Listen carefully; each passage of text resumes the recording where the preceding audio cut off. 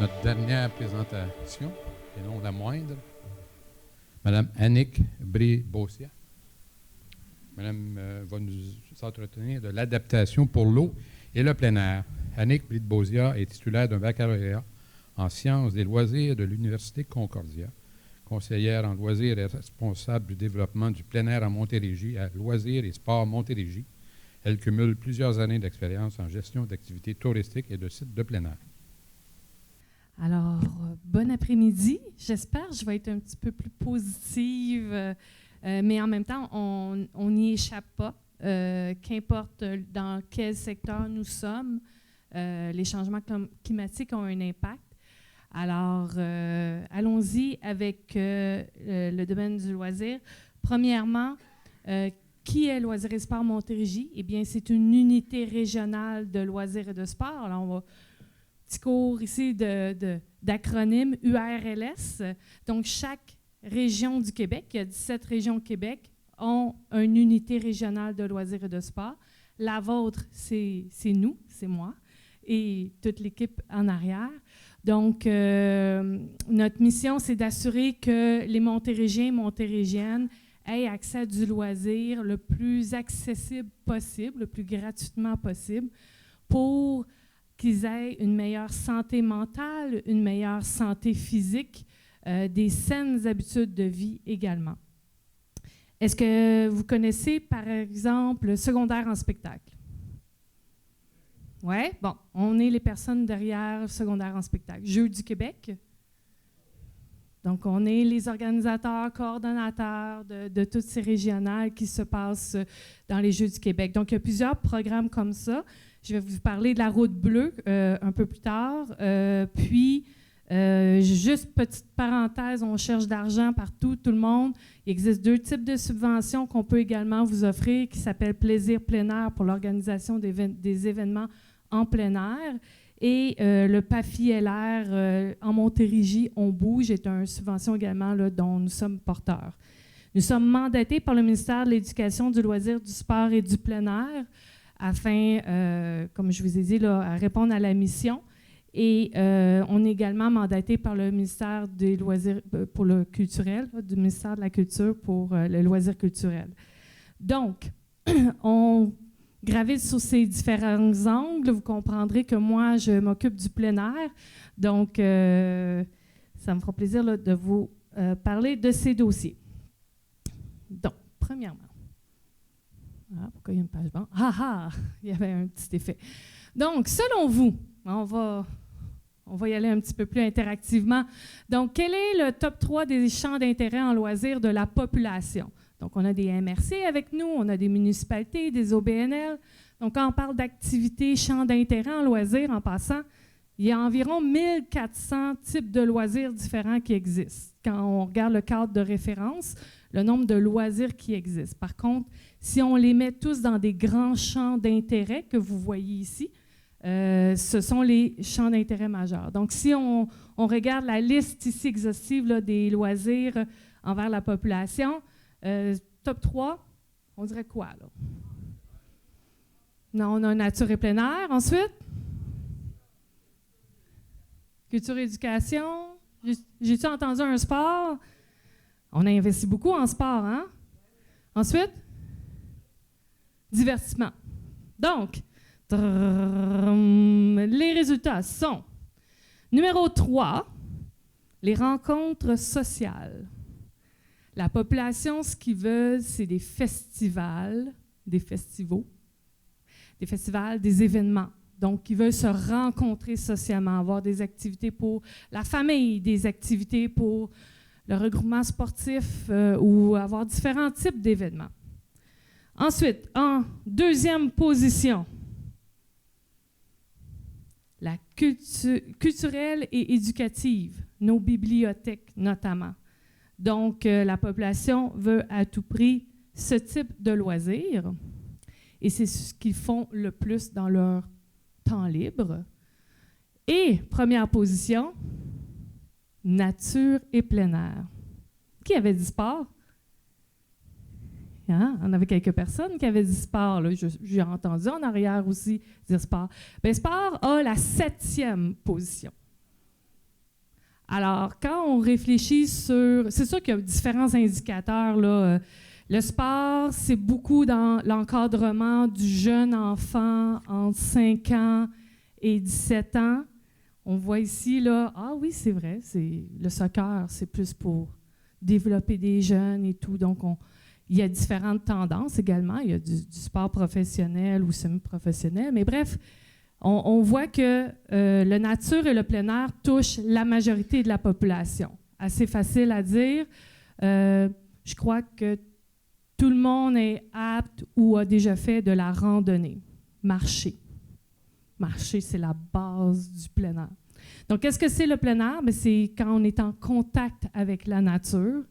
Et des plein-airistes, il y en a à différentes activités. Bien sûr, la randonnée est la plus populaire, le vélo, le canot, le kayak. Et on veut être en contact avec la nature.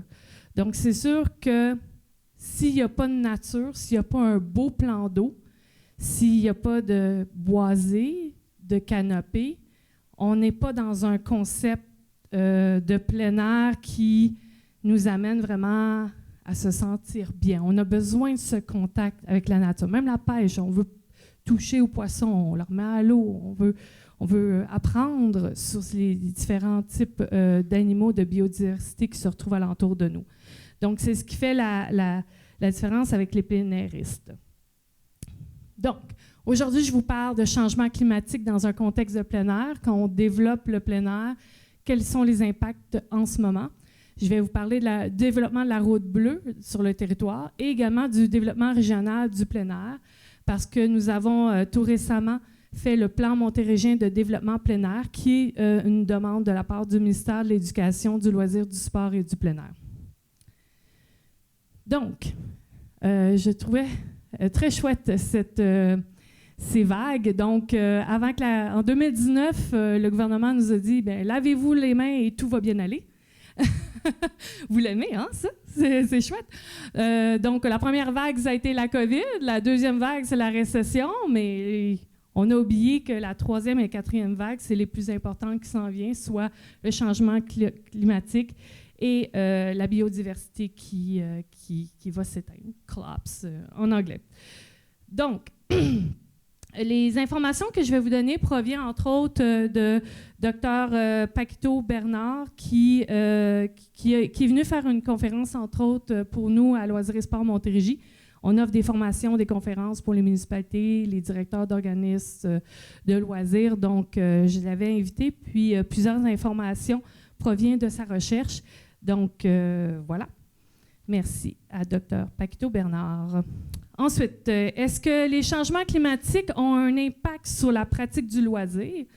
Et dans notre réflexion, quand on veut développer du plein air, en tant que municipalité, en tant que MRC, en tant que gestionnaire d'un site de plein air, où on investit notre argent? Est-ce qu'on devrait vraiment encore investir dans certains types de plein air ou non? C'est un peu la réflexion que je veux vous amener aujourd'hui.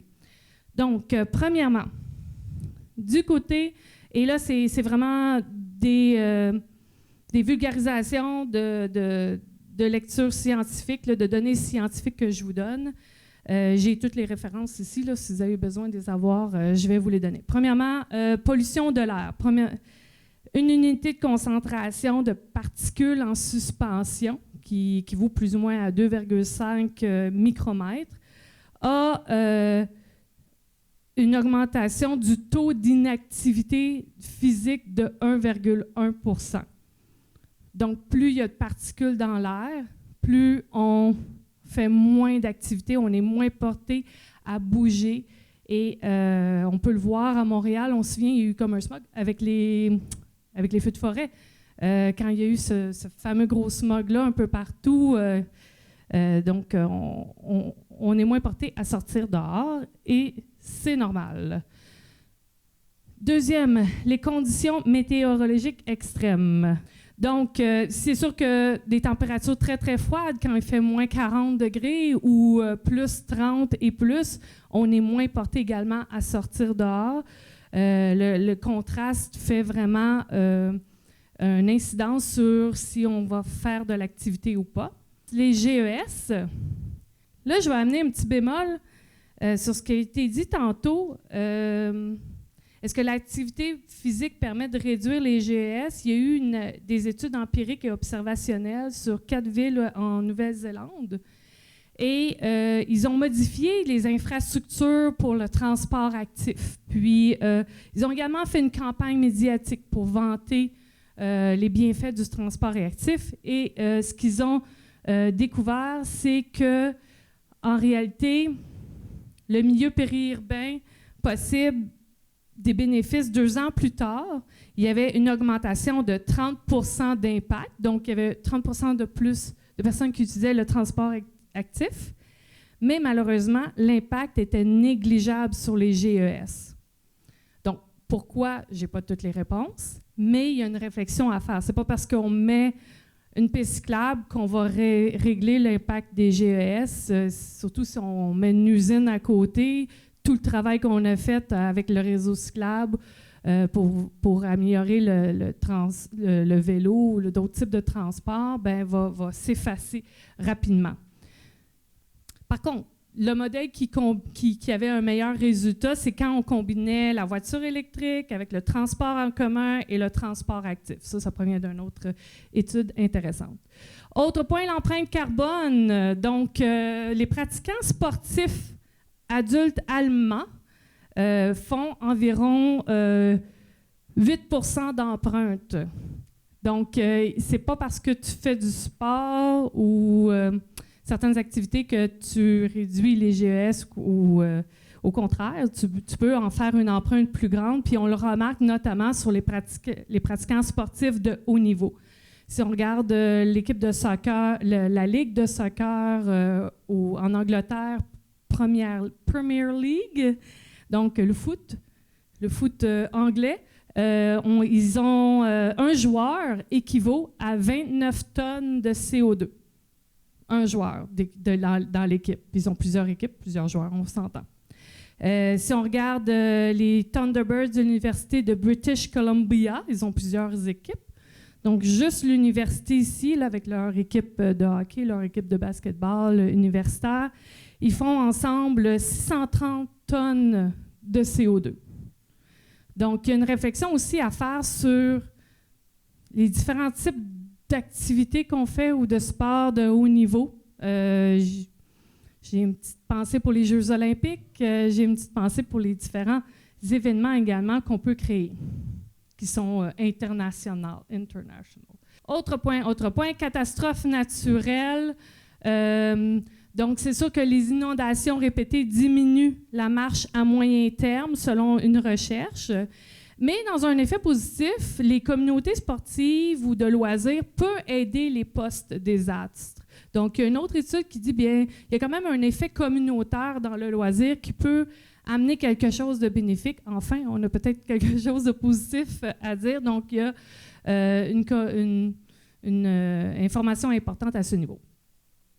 Bon, je pense que ça a été tout pour mes notes sur les différentes données scientifiques. Maintenant, un modèle qui est à regarder et considérer, c'est le futur de l'activité du plein air durable. Donc ici, on parle d'une activité qui a une durée, une fréquence et une intensité suffisantes pour promouvoir la santé, mais sans dépenses et coûts énergétiques trop élevés en termes de nourriture, de transport et d'équipement. Donc ça, c'est vraiment le type d'activité de plein air à préconiser. Donc on veut une activité physique qui est durable, qui a un effet faible sur l'impact environnemental. Donc, d'autres petites informations. Les Jeux du Québec, les Olympiques ont fait une étude des sites qui sont prometteurs à recevoir les Olympiques à un niveau international. Puis, ce qu'on voit, c'est les flambeaux verts, où est-ce que le climat est approprié pour recevoir les Jeux olympiques. En jaune, orange, ça devient risqué d'envoyer les Jeux olympiques. Vous savez, c'est prévu des années à l'avance où des Jeux olympiques s'en vont. Et du côté rouge, c'est où est-ce qu'on ne devrait vraiment pas planifier notre organisation à cet endroit parce que c'est sûr qu'on va avoir des problématiques à gérer à cause que climatiquement, ça devient défavorable là, pour organiser un tel gros événement. Donc, on peut voir ici Vancouver. Donc, de 1981 à 2010, Vancouver était coté vert. Et là, maintenant, il s'en va rapidement en orangé ou rouge selon si on est dans les low emission ou les high emission. On nous a appris tantôt qu'on n'était plus dans les low emission. Il fallait arrêter de regarder là. Donc, on peut voir ici là, que ça a un effet sur la gestion des loisirs. Ensuite, bien, si on parle de patinage à Montréal, le nombre de jours possibles de patinage se réduit de plus en plus. Donc, une municipalité qui a des patinoires a vraiment des réflexions à se demander est-ce que je devrais vraiment ouvrir mes patinoires à chaque année ou pas, selon le nombre de jours qui ça va être vraiment praticable à patiner. Donc, on est dans une pente descendante. Écoutez, je pense que vous me croyez toutes. Aujourd'hui, on regarde, c'est février, il y a du gazon. Donc, on voit vraiment là, qu'il y a une incidence sur est-ce qu'on devrait acheter une patinoire réfrigérée plutôt ou on investit vraiment dans une patinoire à air ouverte. Là, il y a un effet là, à réfléchir à moyen et à long terme. Pour le ski alpin, c'est la même chose. C'est une recherche d'Uranos, mais qui nous indique le nombre de précipitations pluvieuses, pas de neige. Donc, on voit que ça augmente. Donc, ça a un effet direct, là, c'est sûr, sur le service de ski alpin. Donc, comment le loisir, les gens de loisirs peuvent aider et agir sur l'urgence climatique? Donc, premièrement, systématiser les transports collectifs pour se rendre à des activités de loisirs, d'anticiper les conséquences d'érosion. On a plein de collègues qui en ont parlé. Les infrastructures vertes sont définitivement une belle avenue. Repenser les événements. Chaque petit geste compte. Donc, dans notre menu, pourrions-nous réfléchir à avoir une alimentation sans protéines animales? Ça peut être un petit changement, une façon de faire qui est différente. À la dernière journée montérégienne du plein air, c'était de la lasagne végétarienne pour tout le monde. Tout le monde a bien aimé ça. Donc, il y a moyen, dans nos organisations, là, de modifier un peu nos façons de faire et d'avoir une mission, pas d'éducation au grand public sur les changements climatiques, mais d'alerte. Parce qu'on est déjà rendu au mode alerte. Je pense que je n'ai pas besoin de vous répéter tout ce qui vient de se dire dans les dernières heures. Donc, il y a différents exemples qui s'est fait. Aux États-Unis, sont bien en avance, c'est le Sans Trace, Leave No Trace, où est-ce qu'on a la publicité, de changement de comportement du pratiquant est demandé à même la publicité. Au Québec, ici, aussi, il y a Aricana là, qui a une certification en gestion responsable d'événements, mais qui également intègre le transport collectif pour se rendre à leur événement. Donc, je vais un petit peu rapidement, là, parce que je veux être sûre de vous parler de tout ce que j'ai à vous dire. Maintenant, on parle de route bleue. Elle change vite. Donc, la route bleue, c'est vous connaissez la route verte, qui est créée par Vélo Québec. Donc, le gouvernement a des organismes nationaux de loisirs reconnus. Donc, pour le vélo, c'est Vélo Québec. Pour le canot, le kayak, la pratique de pagaie, c'est Canot-Kayak Québec et Eau Vive Québec. Donc, ils avaient le mandat de créer des routes bleues, donc d'uniformiser la pratique de pagaie pour que ce soit le canot, le kayak et la planche à pagaie. Et donc, plus près de nous, régionalement, nous sommes mandataires du déploiement de la route bleue en Montérégie, notamment Loisirs et Sports Montérégie, mais main dans la main avec un organisme de bassin versant, qui est le comité ZIP du Haut-Saint-Laurent. Donc, pour moi, c'était essentiel que si on s'en allait à développer une activité de plein air, il faut le faire absolument main dans la main avec des organismes de bassin versant ou d'organismes de protection de milieux naturels, parce qu'on est interreliés ensemble. Donc, c'est un peu la différence de ce qu'on voit dans la route bleue, comment elle est déployée à travers le Québec. En Montérégie, on a vraiment une collaboration là, avec la protection des milieux naturels en même temps. Donc, pourtant, la Montérégie, c'est des collines, c'est des champs agricoles, des terres privées. Y a-t-il vraiment un effet intéressant à développer des routes bleues? Eh bien, oui, on a un bassin de Chambly. Il y a sur le fleuve Saint-Laurent de magnifiques endroits. Ici, c'est Contrecoeur, où est-ce qu'une route bleue va être déployée. Par la suite, il y a la rivière Richelieu, il y a la rivière Châteauguay, il y a la rivière de l'Acadie. Ensuite, non, c'est la rivière Yamaska, puis ensuite, c'était la rivière de l'Acadie. Nous avons 3 canaux, le canal Saint-Ours, le canal de Soulanges, le canal Chambly et le lac Champlain. Donc, nous avons des joyaux hydriques qui méritent d'être reconnus comme des plans d'eau qui font partie de notre patrimoine. Donc, la vision de la route bleue, c'est pas trop pâle, ça va. Donc, l'important, c'est que les bassins versants pagayables de Montérégie soient identifiés, reconnus, et le développement des parcours de route bleue vont se faire avec un comité il se fait déjà avec un comité de coordination. C'est quoi un parcours de route bleue? Bien, on parle ici là, de parcours de 8 à 10 km qui peuvent être en boucle ou aller-retour. 2 à 3 heures maximum de parcours, c'est la clientèle cible. Donc, pour la famille, les novices, les néophytes, on parle d'aménagement, mais tout ce qu'on a besoin, c'est 3 mètres de large en berge, puis on peut penser qu'il y aurait un potentiel pour le déploiement d'une route bleue. C'est un support qui est offert avec du géoréférencement, comme la route verte. Là, il y a un site Internet avec une carte géoréférencée. Et ici, ça se trouve être un panneau de signalisation 2 pieds par 3 pieds qui va se retrouver à chaque entrée de route bleue. On va en faire 17 parcours de route bleue. Donc, on va avoir un total de 170 km de parcours pagayables disponibles à la population du Québec.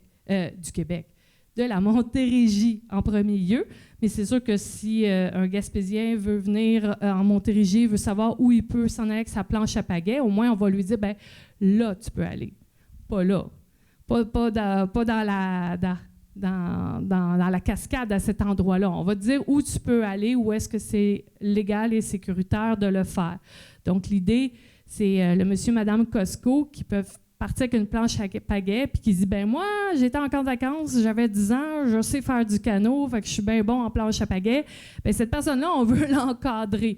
On veut s'assurer qu'on ait le bon pagayeur sur le bon plan d'eau, avec la bonne embarcation, dans les bonnes conditions. Donc, on se doit, pour une question de sécurité, d'encadrer cette pratique. Et vous voyez ici, là, il y a un avant de partir, une fois sur l'eau, les avertissements. Il y a une information environnementale que j'adore aussi afin de valoriser là, notre patrimoine de biodiversité. Donc, ici, le pagayeur va pouvoir également s'imprimer une fiche ou la regarder sur son application. Il y a vraiment un encadrement de sécurité qui est fait alentour, mais qui vient avec une caractérisation nautique. Donc, 4 points sont évalués par Canot-Kayak Québec: la sécurité, l'accessibilité, l'éducation, l'écotourisme.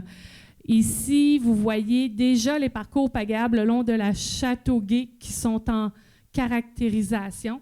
Donc, si tout va bien, on devrait voir 1, 2, 3, 4, 5 parcours pagayables le long de la Châteauguay. Mais nous en avons également Rivière-la-Tortue, Fleuve Saint-Laurent, Rivière-Richelieu et d'autres parcours sont envisagés. Comme je vous dis, j'ai 17 parcours à livrer pour 2025. Ça a été financé par le ministère des Affaires municipales et de l'Habitation. Ce qui est intéressant, c'est qu'on y ajoute une caractérisation environnementale. Comme je vous ai dit, oui, on peut faire du développement du plein air, mais dans mon livre à moi, c'était impossible de le faire sans la lunette des organismes de bassin versant ou des organismes de protection des milieux naturels.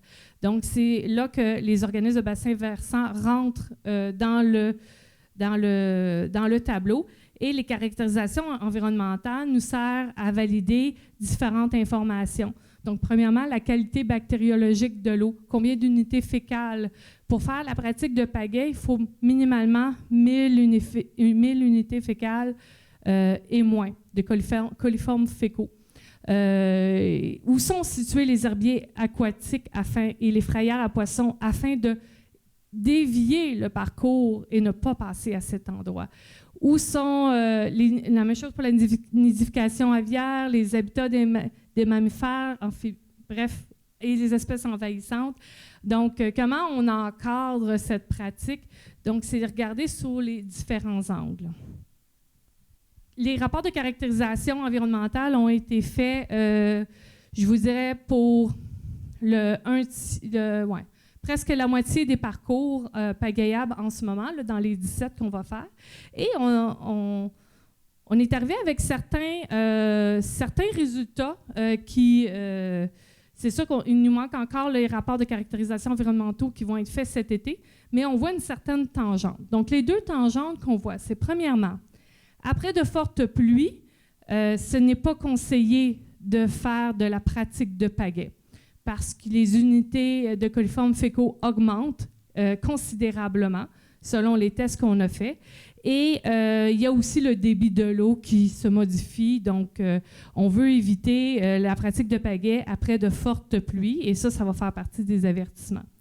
Un autre constat qu'on fait, c'est qu'en octobre, avec l'épandage agricole qui se fait, c'est un moment à éviter parce qu'encore une fois, on se retrouve plus élevé avec les unités de coliformes fécaux. Donc, c'est les deux constats considérables qu'on fait en ce moment sur l'ensemble des caractérisations environnementales. Mais selon vous, est-ce que nos plans d'eau, quand on parle de la rivière de l'Acadie, on parle de la rivière Châteauguay, est-ce que vous croyez, ou tous les autres plans d'eau, est-ce qu'ils sont favorables? Est-ce que vous croyez qu'ils sont assez en santé pour envoyer des humains se baigner dans l'eau? Est-ce que oui? Ah, ben vous avez peut-être quelques petites informations. Mais la perception, j'entends beaucoup, moi, la perception de monsieur, madame, tout le monde qui ne sont pas nécessairement en environnement puis qui disent « Ah, mon Dieu, l'eau est sale, jamais j'irai me baigner là-dedans. » Donc, il y a comme une fausse perception dans la population de ce que j'entends. Il y a les deux types de personnes, là, mais ceux qui sont moins informés, je vous dirais, croient que nos plans d'eau ne sont vraiment pas en santé. L'eau est brune, donc elle est sale. C'est pas nécessairement le cas. Donc ici, on peut voir les résultats moyens des échantillons d'E. coli qui ont été faits sur les plans d'eau de l'été passé. Puis, on peut voir, on se souvient là, que pour la pratique de pagaie, il nous faut 1000 et moins. Donc, on est vraiment en sécurité de faire de la pratique de pagaie dans les plans d'eau. Mais, autre chose intéressante, que ce n'était pas la raison pour laquelle on faisait la comptabilisation des données, c'est que pour faire de la natation en eau libre, donc si on est en contact direct avec l'eau, le ministère de l'Environnement nous demande 100 unités fécales et moins pour avoir aucun danger à notre santé et sécurité pour se baigner dans l'eau. Et ce qu'on se remarque, c'est qu'il y en a plusieurs qui se trouvent en dessous de 100. Donc, plus précisément, si on regarde notre fameuse découverte, c'est que sur 33 sites qui ont été caractérisés avec des échantillonnages d'eau, 5 échantillonnages d'eau au courant de l'été sur le même point de site, il y a 14 sites qui pourraient accueillir de la natation en eau libre ou de la baignade en eau libre sur les 33. Donc, on a presque 50% des points d'eau qui seraient également possible à la population d'aller se baigner. C'est sûr que ça demande un encadrement, tout ça, la sécurité, mais aussi du côté des échantillonnages pour valider. Mais c'est possible de peut-être se dire qu'il y a une possibilité. Puis ici, à Châteauguay, on en voit qu'il y en a un endroit qui est coté sous les 100 unités fécales. Saint-Jean, 4 endroits. Canal de Soulanges, 2. Île de la Paix, 4. Canal Chambly, 3. Sinon, les 19, c'est ceux qui n'ont pas coté favorable à la pratique. Donc, le Grand Splash existe de la Fondation Rivière, où est-ce qu'on envoie les gens se baigner dans le Richelieu. Ici, c'est une photo d'un événement là, qui est créé pour aller se baigner dans le Richelieu. Donc, tout est possible. Il suffit de bien encadrer. Maintenant, je vous parle du plan montérégien de développement plein air. Donc, le plan montérégien de développement plein air a été fait en concertation avec 60 organismes, plus de 75 personnes, dont Geneviève de Lascabrique qui y participait. On a regardé comment on voyait le développement du plein air en Montérégie. Puis, le territoire se divise sous la forme des bassins versants, en réalité. Donc, le développement du plein air va être pensé et développé sous la forme le long des bassins versants parce que c'est ce qui est plus naturel, c'est notre histoire aussi. C'est le déplacement de la biodiversité. Donc, pour nous, on a trois axes principaux dans le plan montérégien de développement plein air. Premièrement, de mieux soutenir les municipalités et les organismes qui veulent déployer du plein air. Ensuite, le deuxième axe, d'ailleurs, la première axe, il y a déjà 17 projets, dont plusieurs dans votre région, qui ont des projets qui sont prêts, nous avons fait des demandes de subventions collectives ensemble pour déployer ces projets. On est en attente des résultats. On se croise les doigts. Deuxième axe, celui qui vous concerne beaucoup, c'est d'agrandir l'espace de plein air. En Montérégie, on a 4 % de milieux naturels protégés. À Montréal, territoire plus petit, ils ont 15 % de milieux naturels protégés. Donc, je répète, en Montérégie, on a 4 % de milieux naturels protégés, alors qu'à Montréal, ils en ont 15 %. Nous, on représente effectivement la deuxième région la plus populeuse avec 1,5 million d'habitants.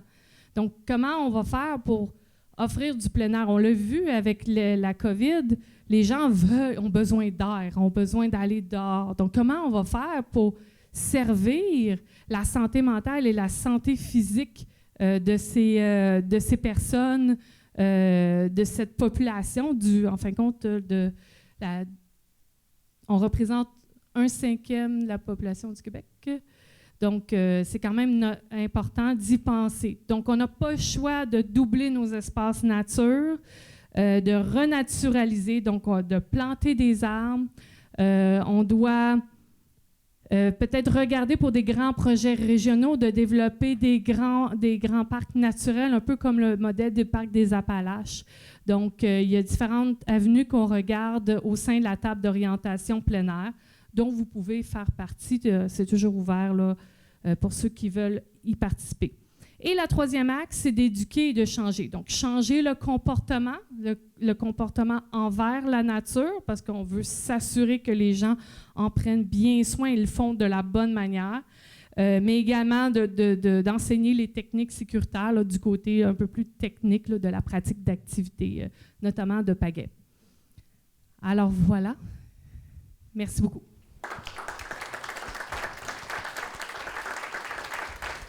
Merci, Annick. Oui. Est-ce qu'il y a des questions pour Annick? Oui.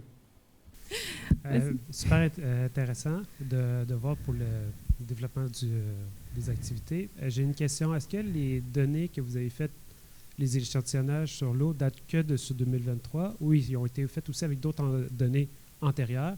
Parce que l'eau, il y a un pouvoir de dilution. Puis, oui. Si on le fait avec un grand volume d'eau, avec des fortes pluies qu'on a eues cette année, ça paraît qu'il y a moins de problématiques qui peuvent être reliées soit aux coliformes fécaux, mais il y a aussi les pesticides. Là, je ne sais pas si ça a été calculé là-dedans. Donc, ce serait de vous entendre, savoir où est-ce que c'est allé. Puis si quelqu'un voudrait le faire en période d'étiage, donc au niveau le plus bas du cours d'eau, est-ce qu'il y a aussi problématique? Donc, est-ce que ça va juste être une fenêtre, par exemple, de tel mois à tel mois, vous pouvez pratiquer, mais en dehors de ça, il ne faudra plus y aller. Puis comment on fait pour informer tout ça aussi avec des horaires qui pourraient varier, des journées qui ne pourraient pas être propices. Donc, comment ça pourrait être bien informé pour pas que les personnes tombent malades non plus. Oui, tout à fait. Bien, il y a différentes réponses à ta question. Premièrement, c'est tout nouveau. Jamais le développement du plein air a vraiment considéré des rapports de caractérisation environnementale pour définir la pratique. Mis à part pour les plages, ils ont vraiment une loi stricte avec le ministère de l'Environnement où est-ce que des échantillonnages d'eau doivent être pris systématiquement. Donc, pour la pratique de pagaie, c'est la première fois qu'une région allait si loin dans la réflexion avant d'établir un parcours. Puis ça, c'est vraiment la base que je tiens mordicus. Il faut absolument s'assurer que si on le fait bien. On ne le fait pas n'importe où, puis on ne le fait pas n'importe comment non plus. Donc ça, c'est la base même là, du développement durable. Ensuite, donc ça a été juste commencé l'année passée, 2023. Fait que c'est sûr que c'est des données qui sont préliminaires, mais il y a une certaine tangente qu'on voit. D'ailleurs, une des tangentes qu'on voyait, c'est en octobre où est-ce que les unités fécales augmentaient considérablement. Donc, ça nous permet quand même de voir certaines tangentes. C'est sûr qu'effectivement, le niveau de l'eau était très élevé l'année passée, mais cette année, on en reprend d'autres. On espère pouvoir en reprendre, sauf que il faudrait presque avoir un collimeter sur tous les plans d'eau, là, mais on n'a pas ce financement-là, mais au moins, on essaie d'avoir des données pour prouver que où est-ce qu'on va, c'est la bonne façon. Il y a aussi sur les sites, autant qu'il y a des organismes de bassin versant, ils font un suivi de la qualité des cours d'eau. Oui. Donc, c'est déjà une bonne base de données dans le passé qui peut être fiable. Oui, tout à fait. Que ça se passe à des moments de pointe. Oui. Donc, je pense qu'il y a déjà il y a beaucoup d'informations qui est déjà disponible sans pourtant tout reprendre comme échantillonnage. Oui. Puis, est-ce que deuxième question, c'était est-ce que les pesticides sont compris dedans? Parce que ça a d'autres effets. Non. Mais qui ne sont pas détectés. Non, parce que c'est à la base une norme du gouvernement, que ça soit 1000 unités fécales. Il n'a jamais mentionné elle est où la norme pour le pesticide. Donc, malheureusement, malheureusement, mais en même temps, il ne le fait pas pour la plage. Le pesticide n'est pas calculé. Donc, sensiblement, je ne suis pas une biologiste, une personne spécialiste de la santé publique, mais s'il accepte qu'on ne le fait pas pour les plages, donc j'imagine que ça devrait être correct pour la pratique de pagaie.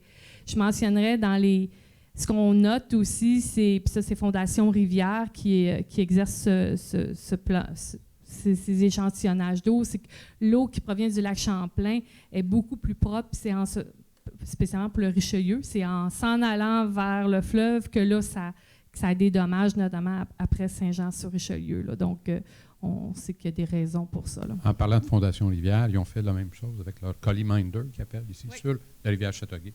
Ils ont fait des mesures à Huntingdon, à Sainte-Martine, et puis tout dernièrement à Mercier. Puis évidemment, c'est lié à ce que vous dites. Là. Quand il y a de grosses pluies, c'est sûr que les coliformes augmentent. Mais quand c'est normal, on a de l'eau assez intéressante. Oui, c'est jusqu'à 2500 et plus là, les coliformes après une pluie intense, abondante. Fait que c'est notable. Oui. Bon, je vais aller voir le Covabar pour toutes sortes de raisons, parce que évidemment, je suis en train de m'impliquer dans le dossier de Northvolt, mais d'après vous, parce que vraiment, je suis étonné du chiffre. Je savais qu'à la rivière Richelieu, on avait un déficit de préservation des milieux humides. C'est un enjeu vraiment majeur, parce que juste à côté de chez moi, on a la rivière des Hudson, puis je peux vous dire que quand il pleut, c'est une collection de coliformes fait tout. Fait que ça pour dire que c'est vraiment super intéressant ce que vous faites. Est-ce qu'il y a des endroits, justement, où on ne devrait pas privilégier la préservation du milieu parce qu'on est en désert vert et surtout préserver les endroits. On sait que la forêt a beaucoup de bénéfices, à la fois pour la qualité de l'air, pour les îlots de fraîcheur. Donc, est-ce qu'il y a des endroits, justement, où vous souhaitez analyser pour voir où est-ce que sont les hotspots qu'on devrait absolument préserver, tant au niveau des milieux humides qu'au niveau, évidemment, de la préservation des milieux naturels, ça peut être la forêt ou d'autres choses. Oui, c'est super important. Parce que c'est pour ça qu'on est dans le développement, on implique l'organisme de bassin versant quand c'est un milieu d'eau, mais quand ça va être dans le pourtour, par exemple, des Montérégiennes, c'est la coalition des Montérégiennes qui siège à la table d'orientation plein air, qui fait partie également du comité directeur du développement du plein air montérégien. Donc, on a à la table le CRE, on a la Nature Action Québec, on a la coalition des Montérégiennes, on a des organismes de bassin versant. Donc, on est entouré des spécialistes qui vont nous dire « Non, là, tu ne vas pas là ». Et Par contre, il faut comprendre que la population aussi a un besoin de santé physique et santé mentale. Donc, moi, je vois plutôt une petite portion qu'on peut créer un sentier pour répondre aux besoins, puis réduire les hors-sentiers. Si on leur donne un petit sentier, ça va, mais le reste, on le protège. On ne va pas partout, n'importe où, n'importe comment. Ça, c'est clair. Parfait. Merci, Yannick. On te remercie Merci. de ta présentation.